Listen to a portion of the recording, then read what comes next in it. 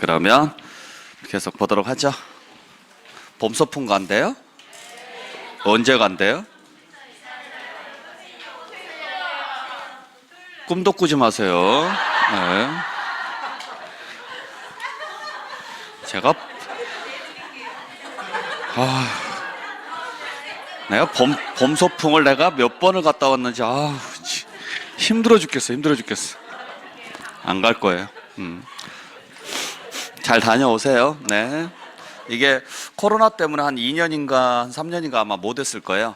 매년 하다가 아마 한 2년인가 3년인가 못 했을 건데 하여간 뭐 좋은 시간 보내고 오시길 바랍니다. 뭐 내일 또 휴강이고 오늘은 좀 길게 해도 되겠네요. 내 마음이에요. 네. 자, 69페이지 보도록 하죠. 자, 69페이지 보시면은 자, 임대 쪽에 대해서 간단하게 정리를 하고 좀 넘어갈게요. 자, 우리가 이제 임대를 통해서 나오는 소득을 우리는 무슨 소득이라고 한다? 사업소득이라고 하는데 부동산 관련 사업소득의 범위가 크게 두 가지가 있어요. 아까 말씀드렸던 것처럼 동그라미 1번에 건설업이라고 나오면 무조건 사업소득으로 보세요. 그러니까 건설업이 나오면 임대라는 글자가 붙든 양도라는 글자가 붙든 상관없이 건설업은 무조건 사업소득이에요. 됐나요? 그러니까 건설업자가 부동산을 임대했다, 건설업자가 부동산을 양도했다, 전부 사업소득. 자, 문제는 동그라미 2번에 부동산업이나 임대업에서 발생하는 소득, 즉 임대에서 발생하는 소득도 전부 다 무슨 소득이냐? 사업소득입니다. 자, 그래서 간단하게 하나 정리를 좀 해볼게요. 여러분들이 잘 보셔야 될 게 부동산이거나 부동산에 관한 권리이거나 상관없습니다. 뭐가 됐든지 간에 임대나 대여나 임대라는 말이 나오죠. 자, 대여나 임대라는 말이 나옵니다. 그러면 일단 첫 번째 그냥 죽었다 깨어나도 무슨 소득으로 봐라? 사업소득으로 보시라고요. 죽었다 깨어나도. 그래서 임대나 대여라는 말이 나왔다. 무조건 사업소득이다. 왜 제가 무조건이라는 말을 쓰느냐면 시험지에서 별의별 장난을 다 쳐요. 뭐 국내다, 국외다, 사업자 등록을 했다, 안 했다, 일시적이다, 뭐 우발적이다, 별의별 소리가 다 나옵니다. 다 필요 없습니다. 임대나 대여는 죽었다 깨어나도 뭐다? 사업소득이에요. 딱 하나만 제외됩니다. 요 권리 중에서 공익사업하고 관련된 게 있어요. 공익사업하고 관련된 것만 사업소득으로 안 봐요. 그러니까 이게 사업소득으로 보지 않고 무슨 소득으로 보느냐면 그냥 참고예요. 기타소득으로 보거든요. 기타소득으로. 그래서 자, 우리가 사업소득이 되면은 세금을 어떻게 계산하느냐면 수익금액에서, 소득세는 다 똑같아요. 수익금액에서 필요경비를 빼서 계산을 합니다. 그래서 마이너스 잔액이 남으면 결손이라고 하고 플러스 잔액이 남으면 소득이라 그래요. 그리고 그 소득은 나중에 다른 소득하고 합쳐서 무슨 세금을 내요? 종합소득세를 내는 거예요. 그때 사업소득에 들어갈 때 아까 제가 소득의 종류가 총 몇 개 있다고 그랬어요? 8개가 있다고 그랬죠. 소득세의 종류가 3개고 소득의 종류가 8개죠. 그때 종합소득세에 들어가는 소득이 이자나 배당이나 사업이나 근로나 뭐 연금이나 기타가 있다 그랬죠. 그때 임대는 원래 여기에 들어와요. 임대는 여기에 들어오는데 그게 공익사업이면 여기에 들어와요. 그러니까 세금을 안 낸다라는 게 아니라 내는 건데 무슨 차이가 있느냐면 이건 그냥 참고요. 시험지는 안 나와요. 여러분들이 알아야 될 것은 공익사업이 나오면 무조건 사업소득이 아니라는 것만 알고 계시면 돼요. 무슨 이야기냐면 얘 때문에 그래요. 그러니까 우리가 필요경비라는 게 원래가 사업소득에 들어간 필요경비라는 것은 글자 그대로 필요경비라는 말이 무슨 말인지 아시겠어요? 필요한 경비예요. 그러니까 제가 뭔가를 물어볼 때 뭐 넌센스를 물어본다거나 뭐 엄청나게 어려운 걸 물어보지는 않아요. 여러분들 어차피 대답을 못할 것 같으면 안 물어봐요. 아셨죠? 무시하는 게 아니라 이게 배우지 않으면 힘든 내용이었다. 그러면 안 물어보는 게 맞아요. 맞는데 되도록이면 제가 뭔가를 물어볼 때는 여러분들이 생각이 안 난다 그러면 글자 그대로 해석하세요. 법이라는 것은 원래 그렇게 돼 있어요. 법은 물리 해석을 하라고 돼 있어요. 유추 해석이 아니라. 문장을 그대로 해석을 해야지 네가 상상해서 해석하지 마 이렇게 돼 있어요. 원래 법률 자체가. 상상해서 해석을 할 수 있는 사람은 딱 한 사람뿐이에요. 판사예요, 판사. 그래서 판사가 법대로 해석하지 말고 네가 정의롭게 판단을 해서 해석을 해. 그래서 그게 판사예요. 아셨어요? 근데 판사를 제외한 나머지 사람들은 법률 그대로 해석을 하셔야 돼요. 필요한 경비예요. 어디에? 요거예요, 요거. 이걸 창출하기 위해서 필요한 경비해야 돼요.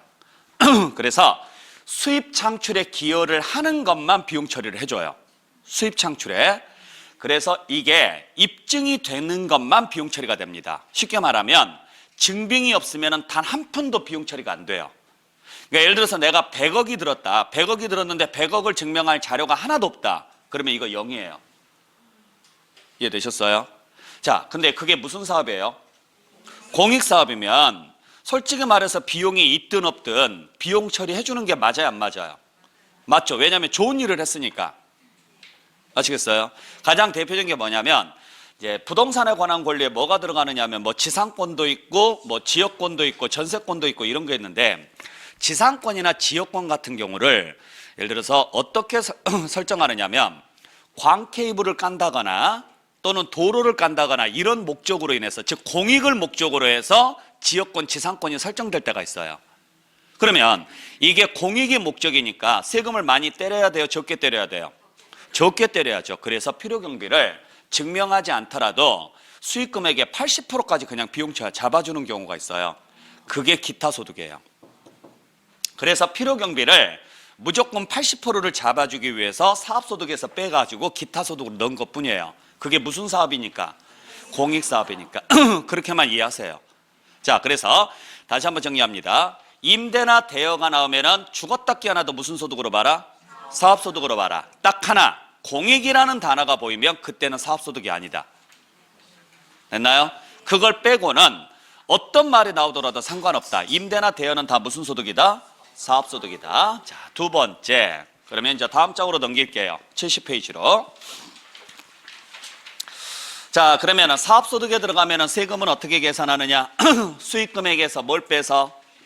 필요경비를 빼서 계산하는데 그때 수익금액의 범위에 뭐가 들어가느냐 이야기인데 자, 우리가 임대를 하게 되면은 크게 두 가지를 받을 거예요. 임대를 하게 되면 첫 번째는 보증금을 받을 겁니다.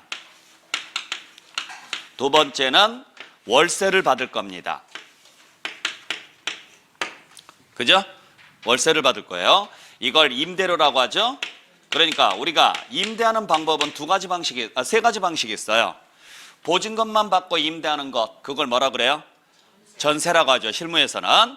그 다음에 보증금과 월세를 같이 받으면 반전세라고 하죠. 월세만 받으면 그냥 월세예요.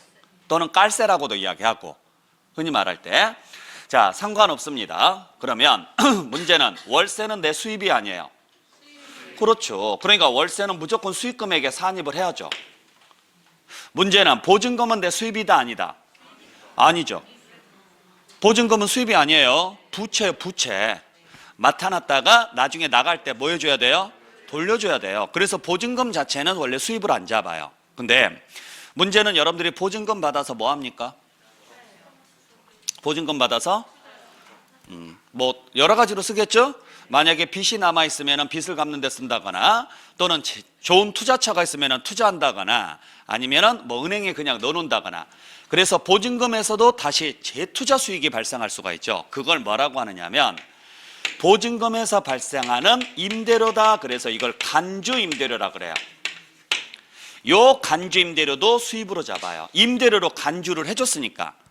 그러니까 보증금 자체가 수입은 아니지만 보증금을 통해서 수입을 낼 수가 있죠. 그래서 실제 임차인한테 받은 수입은 아니지만 보증금을 운용을 해서 또 수입이 생겼으니까 이것도 임대하고 관련돼서 발생한 수입으로 봐야 되는 거 아니냐. 그래서 임대료로 간주해라. 그래서 이걸 뭐라 그래요? 간주임대료라 그래요. 그러니까 문제에서 만약에 간주임대료라고 나왔다. 그러면 아, 보증금 쪽이구나. 그냥 임대료라고 나왔다. 그러면 월세 쪽이구나. 그렇게 알고 계셔야 돼요. 그때 대부분은 보증금에 대한 간주임대료가 됐든 임대료 수입이 됐든 상관없이 다 수입으로 잡습니다. 수입으로 잡는다는 이야기는 과세한다 안 한다? 과세한다는 이야기예요. 근데 문제는 주택이 지랄이에요. 어딜 가더라도 주택이 지랄이에요. 네. 그래서 자, 주택은 주택 수에 따라서 달라집니다. 1주택자냐 아니면 2주택자냐 아니면 3주택 이상이냐. 다시 3주택 이상일 때는 보증금 합계액이 3억 원 이하냐 아니면 3억 원 초과냐 이렇게 해서 구분을 할 거예요. 그때 주택만큼은 서민들의 생활하고도 연결이 돼 있다 그래서 보증금에 대한 간주임대료는 과세하지 않기로 돼 있었어요. 그러니까 자, 세입자 입장에서는 보증금이 부담스러울까요? 월세가 부담스러울까요? 진짜로? 뭐가 더 부담스럽냐? 물론 둘 다 부담스럽죠. 월세가 부담스러워요. 예를 들어서 보증금 5억에 월 예를 들어서 50만 원이다. 그러면요. 그래요. 보증금 쪽이 지금 부담스러운 금액이에요. 월세야 한 달 벌어서 어떻게 채운다고 치지만 보증금은 한 달 벌어서 지금 맞출 수 있는 돈이 아니잖아요. 근데 그 보증금에다가 세금을 때려버리면 결국 집주인들은 그 부담을 누구한테 전가시켜요? 그렇죠. 세입자한테 전가시키니까 결국 세입자 부담이 된다고요. 그래서 세입자한테 제발 전가 좀 시키지 마세요. 세금 안 때릴 테니까. 그래서 원래 보증금에 대해서는 과세 안 하기로 했었어요. 단 다주택자는 안 되겠습니다 해서 몇 주택 이상? 3주택 이상으로서 보증금 합계가 3억 원이 넘어가면 그때는 간주임대료에서 계산해서 나온 값을 수입으로 잡도록 돼 있어요. 잘 기억하셔야 돼요. 그래서 주택 보증금에 대한 간주임대료가 총 수익금액에 산입되는 경우는 전제 조건이 두 가지가 필요하다. 몇 주택 이상이 돼야 된다? 3주택 이상인 자가 보증금 합계액이 얼마를 넘었을 때? 3억 원을 초과했을 때다. 됐죠? 대신 임대료 수입은 당연히 수입이니까 수익금액에 산입해서 세금 내야죠? 근데 딱 하나, 1주택 임대일 때만 비과세 혜택을 줘요. 이러한 식으로 간다라고 보시면 돼요. 자, 그래서 항상 주택 부분에 대해서는 보증금에 대한 간주임대료 부분인지 월세 부분인지를 정확히 구분해서 판단을 좀 해주셔야 돼요. 월세 부분인지. 다만 요 1주택 임대일 때는 당연히 보증금에 대해서도 과세는 당연히 안 할 것이고 보증금에 대해서는 월세에 대해서까지 뭐 해줘요? 비과세를 해주는 거죠? 아시겠어요? 네, 비과세를 해주는데 그 월세 부분에 대한 비과세가 만약에 외국에 있는 주택이거나 또는 고가주택에 해당하게 되면 그때는 과세입니다. 1주택이어도.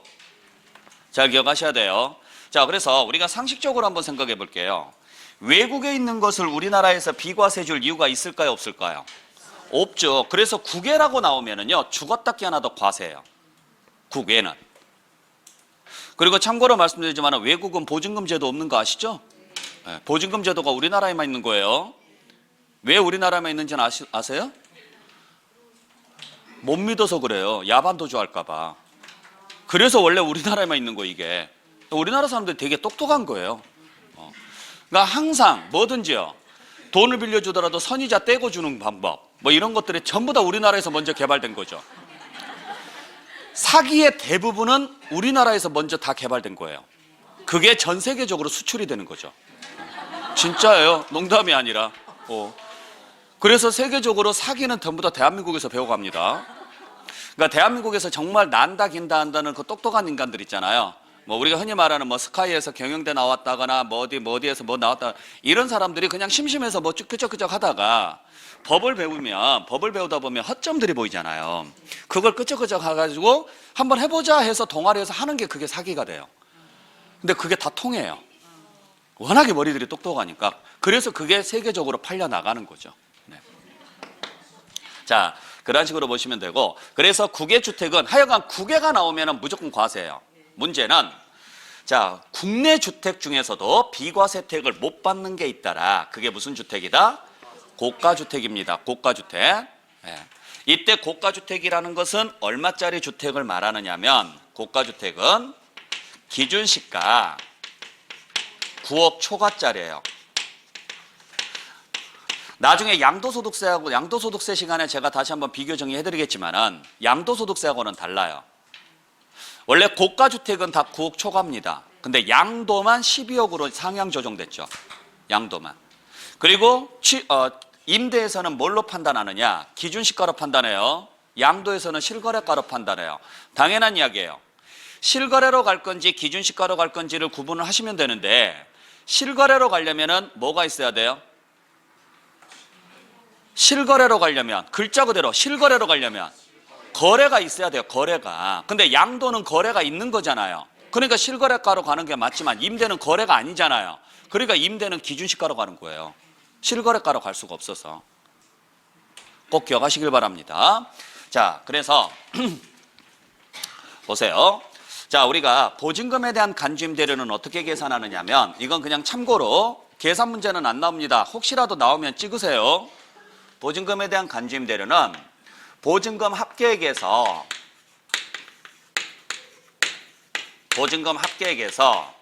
3억 원을 뺄 거예요. 여기에 365분의 임대 일수를 곱합니다. 여기에 기획재정불행이 정하는 정기예금 이자를 곱한 다음에 60%를 곱하고 여기에서 뭘 뺄 거냐면 금융수익을 뺄 거예요. 요게 간주임대료예요. 계산하라고 안 할 거니까 걱정하지 마세요. 하라 그래도 안 할 거잖아요. 나중에 양도소득세 계산식이나 열심히 해주세요. 네. 자, 이게 무슨 말이냐면 그러니까 세무서에서는 지금 어떻게 보고 싶은 거냐면 여러분들이 보증금을 받아서 무슨 짓을 할지 몰라요. 세무서 입장에서. 관심도 없어요. 일일이 확인하는 것도 귀찮아요. 그러니까 기회를 주는 거예요. 알아서 하세요. 그걸 가지고 빚을 갚으시든 어디에다가 투자를 하시든 상관없습니다. 그래서 이익이 얼마가 발생하든 손실이 얼마가 발생하든 그건 알아서 다 책임지세요. 이렇게 가요. 단 세무서는 여러분들께서 그 보증금을 은행에 넣어놨다면 이 정도 수입은 있었을 거라고 간주하는 거예요. 무슨 말인지 아셨죠? 그러니까 예를 들어서 내가 보증금을 은행에다가 넣어놨어요. 은행에다가 넣어놨으면 어느 정도 이자가 나올 거 아니에요.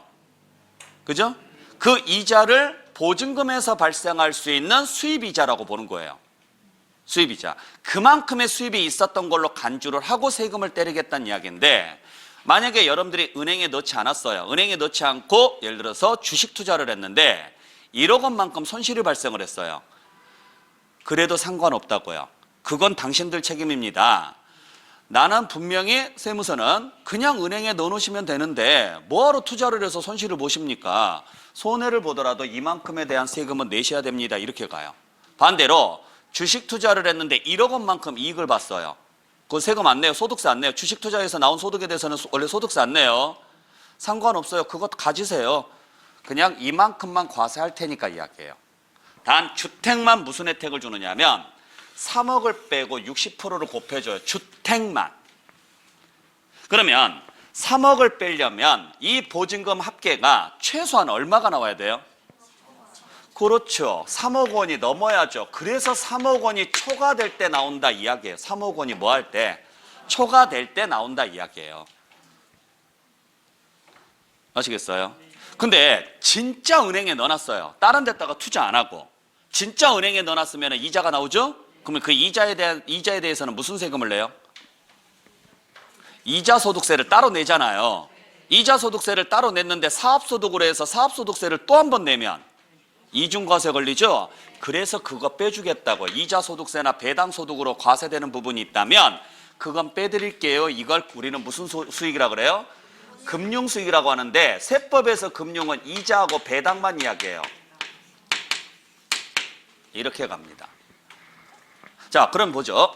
예를 들어서 내가 주택을 임대를 했어요. 주택을 임대를 했는데 뭐 하나는 반전세로 임대를 냈고 하나는 그냥 올 전세로 임대를 냈고 뭐 이랬다. 상관없다. 그때 보증금을 다 합쳐봤더니 예를 들어서 보증금을 다 합쳐봤더니 33억이 나왔다라고 가정. 그냥 계산상 편의를 위해서 보증금 합계가 33억이라고 가정을 할게요. 자, 그러면 한번 계산을 해볼게요. 그러면 33억에서 얼마를 빼서 3억을 빼니까 30억 남죠?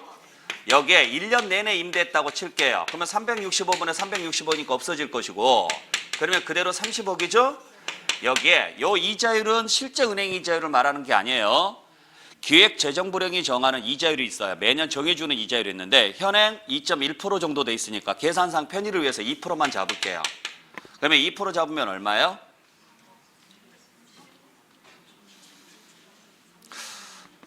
요게 계산이 안 돼요. 예? 진짜 신기해요. 이게 계산이 안 돼요? 그러면 제가 아주 쉽게 물어볼게요. 여러분들 혹시라도 계산 문제가 나오는데 계산이 안 되잖아요. 제발 부탁이니까 자신 있는 것부터 하세요. 여러분들 30억에 20%는 얼마예요? 요건 계산할 수 있죠? 30억에 20%는? 그래요. 요건 계산하잖아요. 그러면 30억에 2%면요? 그래요. 6천이에요. 아니 그냥 이렇게 내려오면 되는데 그냥 2%를 계산하니까 6천인지 600인지 6억인지 이제부터 헷갈리기 시작해요. 정상적으로 계산해서 내려오시면 금방 계산돼요. 다른 거 계산할 때 그렇게 하시라고. 다른 거. 이 문제는 뭐 어차피 상관없으니까. 자, 그러면 얼마 나와요? 6천만 원 나오죠? 네. 근데 여러분들이 이걸 은행에다가 넣어놓지 않았다라고 가정을 할게요. 그러면 6천만 원 전체가 간주임대료로 잡히는 거예요. 잘 보세요. 33억 원의 보증금을 받으면 수입으로 잡힐 금액은 6천만 원밖에 안 된다고요. 이런 식으로 가는 거예요. 아시겠어요? 자, 예를 들어서 15억이다. 15억이면 3억을 빼서요 12억이 될 것이고요. 뭐 나머지 없다 그러면 12억에다가 2% 곱하게 되면요 2,400만 원이라고요. 그러니까 보증금 15억을 받으면 수입으로 잡힐 금액은 2,400만 원이 잡히는 거지 15억에서 3억을 뺀 12억 전체가 수익 금액으로 잡히는 게 아니에요. 그러니까 생각보다 많이 잡히지는 않는다고요. 아시겠어요? 네. 자, 그럼 보죠. 이렇게 봤었을 때 내가 주택을 임대를 해서 보증금으로 33억을 받았고 월 임대료로 200만 원을 받았다라고 가정을 하죠. 월 임대료 합계액이 예를 들어서 그러면 이걸로 계산해서 이걸 가지고 계산한 간주임대료가 6천만 원이 나왔습니다. 그죠? 그 다음에 월 임대료 12달 계산하게 되면 2,400만 원입니다. 2,400만 원. 근데 내가 1주택자예요. 1주택자면 보증금에 대한 간주임대료는 애초부터 과세가 안 돼요. 그리고 이것도 비과세가 돼요. 그러니까 세금이 없다라는 거죠. 아셨죠? 근데 얘가 고가주택이에요. 예를 들어서 이 정도면 고가주택이겠죠. 고가주택이 아닐 수도 있어요. 왜냐하면 여러 채를 임대를 해서 찔끔찔끔 받아가지고 33억을 받을 수도 있으니까. 예를 들어서 내가 30채의 집을 가지고 있어요. 30개를. 그러면 고가주택이 아니어도 33억 보증금 나올 수 있죠. 그럴 수 있다는 이야기예요. 실제로. 뭐 뉴스에서 보셔서 아시겠지만 주택 뭐 600개 가지고 임대 내놓은 사람 뭐 이런 사람도 많이 있잖아요. 네. 자, 근데 얘가 고가주택이에요. 예를 들어서 고가주택이면 그때는요 여기는 과세 안 돼요. 그래서 헷갈리지 마세요. 고가주택이라고 해서 무조건 과세를 하는 게 아니라 임대료 쪽만 과세지 보증금 쪽은 절대 과세 안 해요. 보증금 쪽은 고가주택이든 아니든 상관없이 3주택 이상이 아니고서는 절대 과세가 안 된다고요. 그리고 여기만 과세가 되는 거죠. 여기만. 그러니까 고가주택이다. 그러면 수익금액은 2,400인 거죠. 근데 내가 2주택자예요. 2주택자다. 그러면 역시 보증금에 대한 간주임대료 6천만 원은 과세 안 된다고요. 임대료 수입 2,400만 원만 수입으로 잡혀서 여기에 대해서만 세금 내면 돼요. 근데 내가 만약에 3주택자다. 그러면 그때는 보증금에 대한 간주임대료 6천만 원과 월 임대료 2,400만 원 이것까지 합쳐서 총 8,400만 원에 대해서 세금 낸다 이야기예요. 무슨 말인지 아셨나요? 그래서 여러분들이 지금 잘 보시면 아시겠지만은 보증금에 대한 간주임대료에 대한 세금은 1주택자, 2주택자까지는 죽었다 깨어나도 안 나온다고요. 몇 주택 이상부터 나온다? 3주택 이상부터 나오고 계산상 3억을 넘어야 나오는 거예요. 계산상. 그렇잖아요. 왜? 3억을 뺄 거니까. 그래서 3주택 이상이면서 보증금 합계액이 3억 원을 모였을 때, 초과했을 때 나오는 세금이라고요. 보증금에 대한 간주임대료 금액은. 대신 임대료 수입은 1주택자 빼고는 무조건 다 과세인데, 그 1주택자가 무슨 주택에 해당하면? 고가주택에 해당하면 월세에 대해서도 내라고요. 그렇다고 해서 보증금액까지 다 내는 건 아니라고요. 구분하실 수 있겠어요? 요걸 정확하게 여러분들께서 판단을 해주셔야 돼요. 왜냐면 시험지에 나왔을 때 주택하고 상가를 동시에 줄 수도 있고, 아니면 주택을 하나만 주면서 고가주택을 줄 수도 있는데, 그게 보증금 쪽 문제인지 월세 쪽 문제인지를 정확히 구분해서 판단하셔야 돼요. 그러니까 요 그림을 몇 번 연습해서 그려보시는 게 제일 좋아요.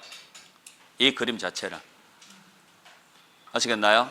그래서 우리가 여기에서 나오는 이야기가 짜실한 거 여러 채 가지고 있는 것보다 똘똘한 집 한 채 가지고 있는 게 낫다라는 게 여기서 나오는 표현이죠.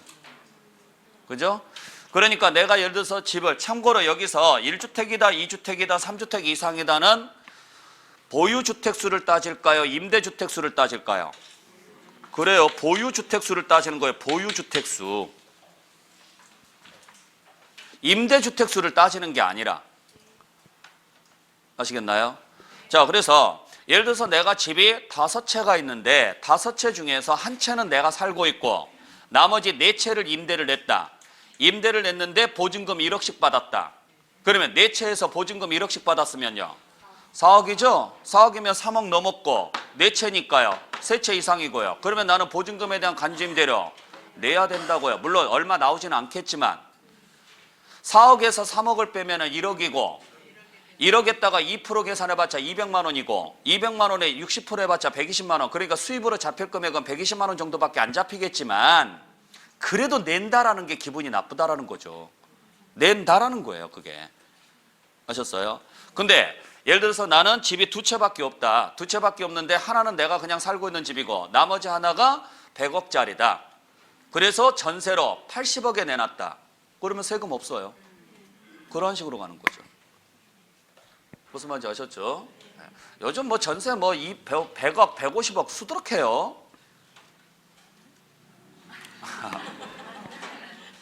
못 들어봤어요? 많아요. 그러니까 우리 그 졸업생 중에서 한 사람이 그 한남동 쪽에서 일을 하고 있는데 한번 놀러 왔더라고요. 본인이 그래요. 역시 사람 사는 세상이 다르다고요. 그냥 전세 150억 이렇게 나온대요. 근데 또 그것도 받으러 온 사람이 있어요. 그러니까 그 사람들은 그냥 돈이 아닌 거죠. 그래서 오히려 그런 데서 일을 하면 수수료도 안 깎아요. 깎으면 더 추잡하게 보여요. 그러니까 수수료는 상관이 없는데 그냥 내가 원하는 사람, 이런 사람들 잘 해서 맞춰주기만 해. 그리고 알아서 수수료는 다 알아서 줄 테니까. 그래서 원래 법정 수수료를 주는 게 아니라 그냥 주고 싶은 대로 줘요. 그런 데는. 그런 데서 일하세요, 나중에. 그래서 여러 채의 집을 가지고 있는 것보다 똘똘한 집 한 채를 가지고 있는 게 낫다가 지금 여기서부터 원래 출발하는 이야기예요. 그러니까 이게 문제점이 좀 있긴 하죠. 솔직히 말해서.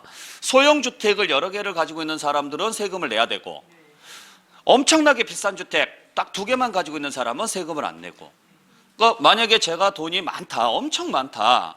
근데 내가 굳이 예를 들어서 혼자 사는데 굳이 뭐 내가 큰 집에서 살 이유가 없다. 나는 빨리 은퇴를 하고 싶다라고 가정을 한다면 나는 그냥 다른 데 가서요, 그냥 조그마한 고시원에 들어가 살아도 돼요. 그런 사람도 많아요. 살 때는 그냥 고시원이나 원룸이나 이런 데서 살면서 자기가 가지고 있는 돈으로 대형 주택 한 2채 사가지고 다 전세로 내버린다고요. 그럼 2채까지는 세금이 없으니까 월세 한 푼도 안 받고, 월세를 받더라도 계약서는 전세 계약을 쓰는 사람들도 있고요. 그렇게 해가지고 신고를 할 때 전세로 신고를 해버리면 어차피요, 월세 좀 깎아줄게, 대신 계약서는 전세로 써줘. 그렇게 해서 신고를 넣어버리게 되면 문제될 게 없잖아요. 그러니까 실무에서는 별의별 방법이 다 나오는 거죠. 그냥 그런 게 있는가 보다 하세요. 또 뭘 집중해서 들어요, 그거. 자, 그때 고가주택은 기준시가 얼마짜리를 말한다? 9억 초과짜리를 말한다. 자, 그걸 여러분들께서 좀 보시면 되고. 자, 그 다음에 여기에서 이제 하나 더 보셔야 될 게 뭐가 있느냐면 몇 가지 좀 정리를 하셔야 될 게 있는데, 첫 번째가 그때 우리가 주택에 대해서 원래 임대는 사업소득으로 보고 사업소득은 다른 소득하고 합쳐서 무슨 세금을 내야 돼요? 종합소득세를 내야죠. 그래서 무슨 과세가 원칙이에요? 종합과세가 원칙인데 유일하게 주택에 한해서만 무슨 혜택을 주느냐면 분리과세 혜택을 받을 수가 있어요. 분리과세 혜택. 자, 그래서 주택으로서 수익금액 총액이 2천만 원 이하가 되면, 수익금액 총액이 2천만 원 이하가 되면은 뭐가 가능하냐? 분리과세 선택이 가능해요. 분리과세를 선택할 수 있다, 이렇게 보시면 되는데, 자, 무슨 이야기냐면 우리가 이제 분리과세하고 분류과세하고 차이점이 뭐냐면, 아까 말씀드렸던 것처럼 소득세는 몇 개로 나눠요? 3개로 나눕니다. 종합소득세가 있고 퇴직소득세가 있고 양도소득세가 있어요. 자, 그러면 퇴직하고 양도는 처음부터 종합소득하고 어떻게 계산해요? 구분해서 계산하죠. 이렇게 구분해서 계산하는 것을 분류과세. 그러니까 쉽게 말하면 1학년 1반, 1학년 2반, 1학년 3반. 처음부터 같은 반이다, 다른 반이다? 다른 반이다. 이게 분류과세. 그러면 1학년 1반 안에는 이자도 있고 배당도 있고 사업도 있고 등등등 있잖아요. 얘들은 전부 다 어떻게 해요? 합산해서 과세하는 게 원칙인데 필요에 의해서, 그러니까 원래는 종합합산하는 게 원칙인데 필요에 의해서 일부만 따로 빼서 과세하는 게 있다. 이걸 분리과세라 그래요. 그러니까 분리과세라는 말은 무슨 말이냐면 원래는 무슨 과세를 했어야 됐는데, 종합과세를 했어야 됐는데 어떤 이유가 있어서 따로 빼내서 과세하는 것을 무슨 과세라 그래요? 분리과세라고 하고, 분류과세는 처음부터 종합과세가 아닌 게 분류과세고, 그러니까 퇴직하고 양도는 처음부터 종합과세가 아니에요. 그래서 얘를 분류과세라고 하는 거고, 임대는 원래는 무슨 과세 해야 돼요? 종합과세 해야 되는데, 임대는 종합과세를 해야 되는데 어떤 이유가 있어서 주택 임대 한해서만이에요. 뭐에 한해서만? 주택에 한해서만입니다. 주택에 한해서만 분리과세 선택이 가능하다. 무슨 이야기냐? 그것도 얼마 이하였을 때? 2천만 원 이하였을 때요. 2천만 원 이하였을 때. 그러니까 무슨 이야기냐면, 예를 들어서 내가 소득이 3개가 있어요. A라는 소득이 있고 B라는 소득이 있고 C라는 소득이 있어요. 근데 요 C가 주택으로서 2천만 원 이하라고 할게요. 그러면 2천만 원 이하면 월세로만 따지면 한 달에 얼마 정도예요? 한 150 정도거든요. 150 정도. 그러면 1년에 약 1,800 정도 되니까. 그죠? 그러니까 150에서 한 160만 원 정도가 최대치라고 보시면 돼요. 그 정도 받으신 분들이 계신다면, 예를 들어서 근로소득이 있고 임대소득도 있더라. 근데 얘가 주택임대소득이더라. 그러면 세금은 2가지 방식이 있어요. A 소득하고 B 소득하고 C 소득을 묶어서 여기에 6에서 45% 계산해서 세금 계산하는 방식. 요게 종합과세. 아시겠나요? 그러지 말고 A하고 B는 합쳐서 계산을 하고 C만 따로 빼내서 14% 계산을 해라. 요게 분리과세. 그러니까 요 C를 다른 소득하고 합쳐서 계산하면 무슨 과세? 종합과세. 요 C를 따로 빼내서 과세하면 분리과세라고 해요. 분리과세. 그래서 이렇게 세금 나온 거하고 이렇게 세금 계산해서 나온 거하고 비교를 해서 만약에 이쪽이 더 적게 나온다면 그냥 그대로 가면 되고, 만약에 이쪽이 더 적게 나온다면 선택하라고요. 가서 분리과세 신청하라고요. 그러면 이렇게 계산을 해서 세금을 내주는 거예요. 내는 거예요. 왜냐하면 이게 누진 구간 때문에 그러는데, 누진 구간이, 소득세 누진 구간이 6%부터 시작해서 뭐 15%, 24%, 35% 뭐 이런 식으로 가요.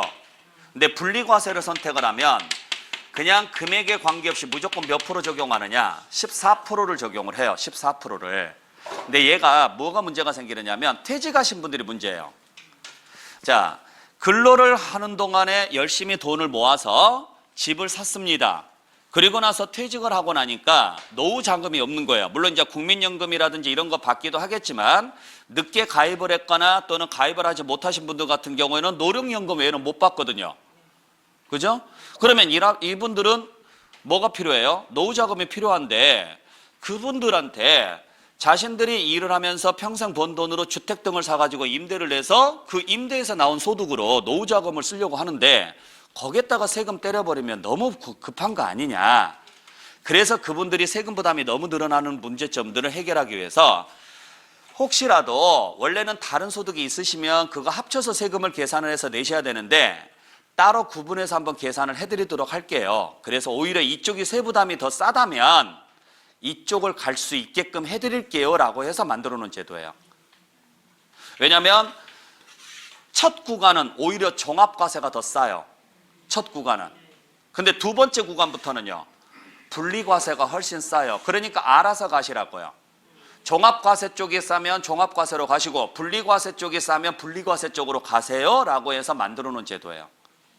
그리고 그래서 주택 임대 수입이 얼마 이하면 2천만 원 이하면, 자 무슨 말인지는 대충 이해는 하시겠어요? 그러니까 개념만 이해하세요. 여러분들이 뭐 실무에서 이걸 적용한다라고 생각하지 마시고 그건 나중에 따로 공부를 좀 하셔야 돼요. 그리고 분리과세를 선택을 하면은 또 하나의 장점이 있어요. 무슨 장점이 있느냐면 세금 계산이 간편해져요. 그러니까 종합과세로 가면은 아까 말씀드렸던 것처럼 필요경비 같은 경우가 입증이 돼야 돼요. 그러니까 증빙이 없으면 비용 처리가 안 되는데 솔직히 임대에서 비용이 뭐가 있겠냐고요. 주택 임대에서 비용 털 게 뭐가 있을까요? 그래요, 수리비. 근데 수리비 해봤자 대형 수리비가 아닌 이상은 발생할 수가 없고 그 수리비는 임대에서 비용 처리를 해버리죠. 나중에 양도소득세에서 비용 처리 못 받아요. 그러니까 이것도 딜레마예요. 나중에 팔았을 때 비용 처리 받을 것인지 임대에서 비용 처리 받을 것인지 이걸 생각을 해야 돼요. 그러면은 수리비 같은 경우는 솔직히 말해서 양도할 때 비용 처리 받는 게 훨씬 유리하지 임대에서 비용 처리 받는 것은 별로 효과가 없어요. 그러면은 수리비 말고는 또 없죠. 뭐 기껏 해봐야 청소비, 난방비 이런 거밖에 없거든요. 공과금. 그렇죠? 그래서 실질적으로 임대는 받은 수익 금액의 대부분이 다 소득으로 잡혀요.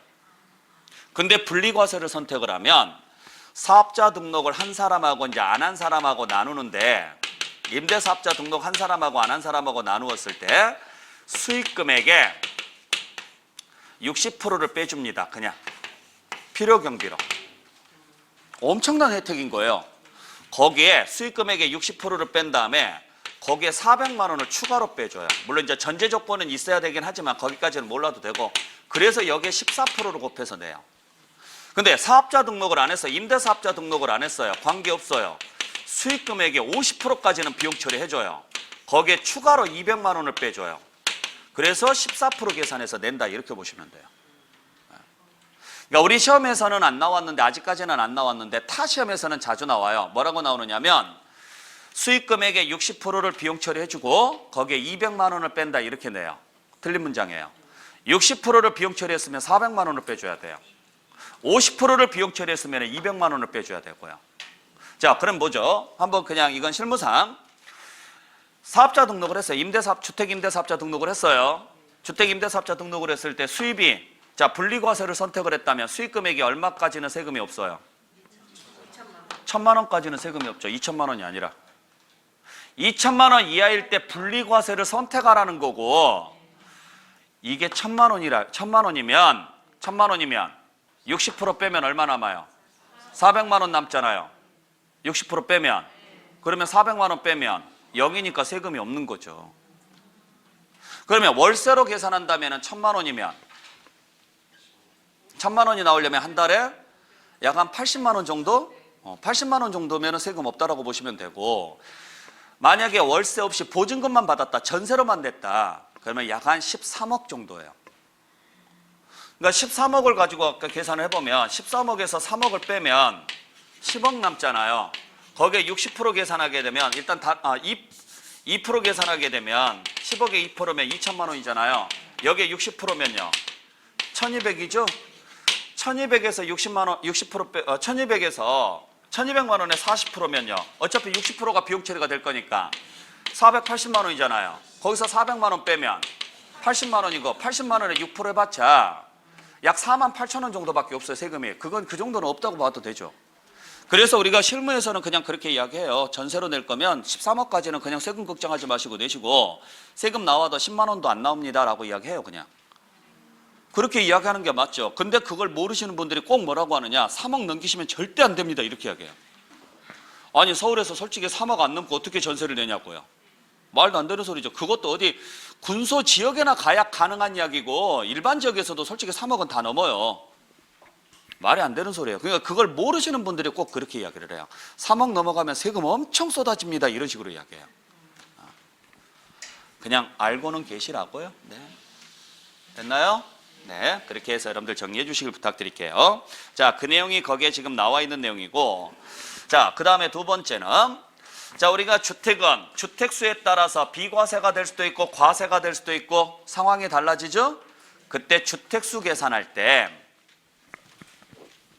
요 주택수 계산할 때 주의하셔야 될 게 있어요. 자, 주택수 계산할 때 유일하게 임대에서는 1인 기준으로 따져요. 1세대 기준으로 따지는 게 아니라. 그래서 71페이지에 보시면 양가로 3번에 주택수 계산 나와 있죠. 지금 그 내용을 지금 설명을 드릴 건데, 임대는 1인 기준으로 따집니다.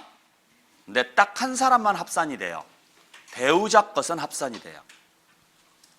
그러니까 배우자는 어딜 가더라도 걸림돌이에요. 세법에서 하는 이야기예요. 세법에서. 네. 또 집에 가서 그런 소리 했다가는 맞아 죽어요. 하지 말고 세법에서. 네. 그러니까 자, 예를 들어서 같은 주소에서 살고 있어요. 같은 주소에서 살고 있는데 내가 집이 한 채 있고 내 배우자가 집이 한 채 있어요. 그러면 나는 1주택자다 아니다? 아니에요. 배우자 주택은 무조건 합산이라고요. 그러니까 내가 집이 한 채 있고 배우자가 한 채 있어요. 배우자 명의로. 그럼 나는 2주택자에 걸려요. 그러면 그 중에 한 채를 임대를 냈는데 보증금과 월세를 다 받았다. 반전세로 냈다. 그러면 보증금 쪽은 세금 없고 월세 쪽은 세금 내야 된다고요. 근데 예를 들어서 내가 집이 한 채 있고 예를 들어서 부모님이 집이 한 채 있는 거예요. 나랑 부모님이 같이 살고 있는데 배우자는 없고 배우자 집은 없고 그러면 나는 몇 주택자? 1주택자예요.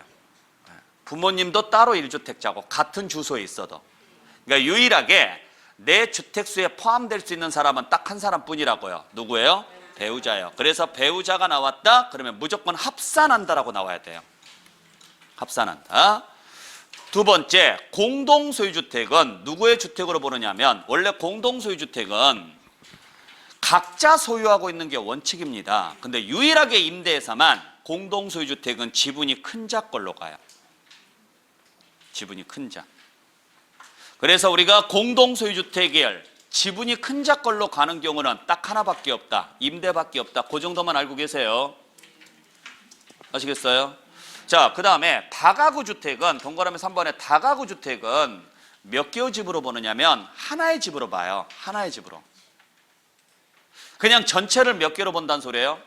하나로 본다라는 이야기인데 그러면 전체를 하나로 봤으니까 1주택이 되려면 다가구 주택 외에 다른 집이 없어야 돼요. 배우자 포함해서. 그러면 나는 1주택에 해당하고 그 다가구 주택을 임대를 했을 때 다 보증금만 받고 임대를 했다면 세금 한 푼도 없다는 이야기죠. 그 다가구에 5가구가 살고 있어요. 다가구에. 상관없어요. 다 보증금만 받았다면 세금 없다고요. 왜? 몇 주택으로 보니까? 1주택자로 보니까. 그러니까 솔직히 말해서 다가구는요 되게 혜택이 많아요. 세금적으로요. 활용만 잘하면. 그러면 다가구를 여러 채의 주택으로 봐주는 경우는 없습니까? 있습니다. 구분 등기 하세요. 그러면 여러 개로 봐드릴 테니까 누가 그런 미친 짓을 하겠냐고요. 그냥 이론상 하는 이야기고라고요. 솔직히 다가구를 구분 등기 할 수 있어요? 알겠어요. 그냥 물어봤어요. 네. 여러분들 원래 다가구 구분 등기 안 돼요. 안 되는데 그 용도 변경할 때가 있어요. 용도 변경할 때 아주 예외적으로 구분 등기가 되는 경우가 있어요. 있기는. 근데 거의 안 해요. 원래 구분 등기 안 되거든요. 여기가 다가구가. 그냥 그 정도만 알고 계시고. 그 다음에 네 번째, 임차 또는 전세받은 주택을 전대하거나 전전세했다고 나왔죠? 글자가 들어가세요. 임차한 주택을 뭐 했대요? 전대했대요. 또는 전세받은 주택을 뭐 했대요? 전전세했대요. 그러면 임차한 주택을 전대했으니까 임차인의 주택으로 봐요. 임차한 주택을 전대했으니까 임차가 그대로 따라와야 돼요. 누구의 주택으로 본다? 임차인. 전세 받은 주택을 전전세 냈죠. 그러면 전세 받은 자의 주택으로 봐요. 전세 받은이니까 전세 받은, 임차니까 임차인. 자, 무슨 이야기냐면 내가 예를 들어서 A라는 주택이 있어요. 내가 소유하고 있는 집입니다. 이 집을 전세로 냈어요. 전세로. 그리고 그 받은 돈으로 B라는 주택을 전세로 얻었어요. 그리고 이걸 다시 전전세를 냈어요. 그리고 이걸 받은 돈으로 C라는 주택을 임차했어요. 이걸 다시 전대를 낸 거예요. 그리고 이 돈으로 D라는 주택을 임차해요. 그리고 이 집에서 살아요. 이런 사람들 많이 있어요. 그죠? 돌려막기죠, 쉽게 말하면. 카드 돌려막기나 똑같은 거예요. 네. 자, 그러면 이 사람은 집 몇 채? 하나죠. 하나잖아요. 자기 집 하나잖아요. 자, 내 집 하나를 전세로 내서 받은 돈으로 다른 집을 전세로 얻고 다시 전전세 냈고, 그걸 받은 돈으로 임차해서 다시 전대를 냈고, 그걸로 다시 나는 내가 사는 집 임차해서 들어가 살고. 돈 버는 방법은 이렇게 벌어요. 굳이 내가 좋은 집에서 살 필요 없다 그랬잖아. 나는 빨리 돈을 벌어서 은퇴하고 싶다. 그러면 처음에 내가 굳이 좋은 집, 큰 집에서 살 이유가 없는 거예요. 그건 당연히 임대를 내거나 다른 수익 활동을 하는 거고, 나는 그냥 조그마한데 불편함이 없다면 조그마한데 살아가지고 비용을 최소화시키고, 그래서 큰 돈 번 다음에 나중에 가서 뭐 하면 돼요? 그냥 은퇴하고 그 돈 쓰면서 살면 돼요. 의미상 하는 이야기예요. 근데 이런 사람들 되게 많거든요, 실제로. 많은데 이 사람들이 뭐라고 우기느냐? 나 집 한 채야. 한 채니까 나 비과세 해줘, 이렇게 우겨요. 그럴까 봐서 남의 집을 전세 얻어서 전전세를 내거나 임차해서 전대를 냈으면 이것까지도 네 집으로 볼게 이야기예요. 그래야 맞죠? 안 그래요? 그래야 맞아요. 안 그러면 여러분들 그 주공아파트 같은 경우 있죠? 보통 주공아파트 같은 경우 그 주공에서 임대를 내는 경우도 있지만 개인이 한 동 전체를 임차해서 다시 전대를 내는 경우도 많아요. 그거 한번 사건 터지면 굉장히 일이 크게 터지죠. 근데 그런 경우도 되게 많이 있어요. 그 사람들이 이 짓거리를 많이 해요. 본인 집은 없어요. 본인 집은 없어. 본인 소유의 집은 없으니까 영주택이죠. 영주택에 1주택 이하에 들어가거든요. 그러니까 그래놓고 아파트 한 동 전체, 하나가 아니라 동 전체를 임차해서 다시 재임대를 해요. 전대를. 그러면 수입이 엄청나게 들어오잖아요. 그래도 자기는 1주택 이하니까 비과세 해줘, 그렇게 우긴다고요. 그 사람들 때문에 이 규정이 나온 거예요. 아시겠죠? 그래서 임차한 주택을 전대하거나 전세받은 주택을 전전세를 했다면 글자 그대로 누구의 주택수에 넣는다? 임차인 또는 전세 받은 자의 주택수에 포함한다고요. 그렇게 정리해 주시면 되고, 자, 그리고 이때 요 수입 시기는 언제로 볼 것이냐? 오른쪽에 보시면 나와 있죠. 양가로 4번에. 자, 수입 시기도 좀 주의하셔야 되는데, 수입 시기가 계약에 의해서 지급일이 정해져 있으면 그냥 그 정해진 날로 가요. 근데 계약에 의해서 지급일이 정해져 있지 않죠? 그러면 실제 지급받은 날로 갑니다. 그러니까 무슨 이야기냐면, 자, 월 200만 원씩 받기로 했어요. 그러면 1년 연간 월 수익 금액이 얼마예요? 연간 수익 금액이 월 200만 원씩 받는다면 2,400인데 11월 달하고 12월 달 월세가 밀려서 다음 연도 1월 달에 들어와요. 자, 그러면은 그 두 달치 400만 원이 올해 수입일까 내년 수입일까 이 문제예요. 근데 계약서에 매달 20일 날 지급하기로 한다라고 적혀 있으면 올해 안 받아도 올해 수익 금액으로 잡으라고요. 근데 그게 없다면 실제 통장에 찍힌 날에 수입이 있었던 걸로 보라고요. 아셨죠? 꼭 이거 섞어서 문제 냅니다. 계약에 의해서 지급일이 정해져 있더라도 실제로 지급받은 날로 한다, 이런 식으로 나오면 틀린 문장. 계약에 의해서 지급일이 정해져 있으면 뭘로 가라? 정해진 날로 가시고, 그게 없을 때 실제 지급받은 날로 가라고요. 아시겠나요? 네. 자, 그리고 다음 장에 넘겨서 73페이지 갈게요. 자, 73페이지 봤을 때, 자, 만약에 수익금액에서 필요경비를 뺐는데 결손이 발생을 하는 거예요. 결손이 발생했다는 이야기는 비용이 더 많았다는 이야기죠. 그러니까 나는 임대를 냈는데 안 들어와요. 그러면 공실 상태로 남아 있을 것이고, 공실 상태로 남아 있으면 수입은 없는데 계속 관리비는 나가야 되잖아요. 그래서 결손이 발생했을 때 그 결손은 다른 소득에서 공제를 받느냐 못 받느냐 이 문제예요. 못 받아요. 왜냐하면 임대에서 발생하는 결손은 불로소득으로 봐서 일하지 않고 번 소득으로 봐서 다른 소득에서 공제를 못 받아요. 결손은. 그래서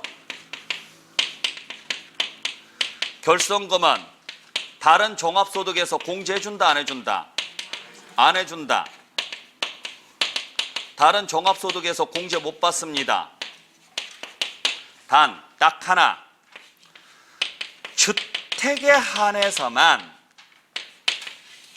한해서만 공제 가능합니다. 유일하게.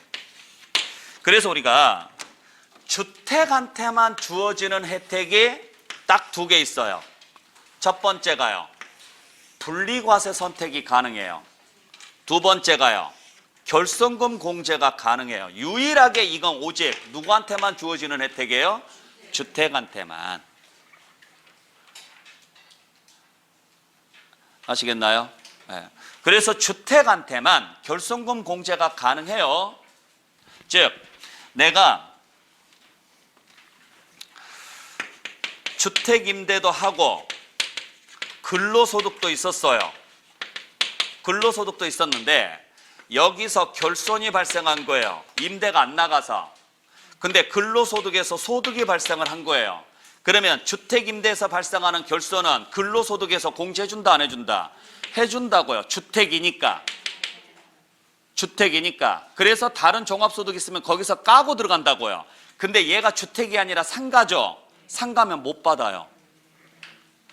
유일하게 다른 종합소득이 있었을 때 그 다른 종합소득에서 공제가 가능한 것은 무슨 물건에 한해서다? 주택에 한해서다고요. 그 이야기예요. 그래서 동그라미 1번 보시면